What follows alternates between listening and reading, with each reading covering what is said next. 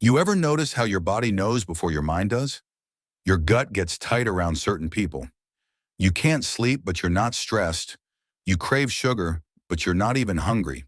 It's not random. Your body's been whispering for a while, but we're trained to ignore it, to push through, numb it out, drink more coffee, scroll more feeds.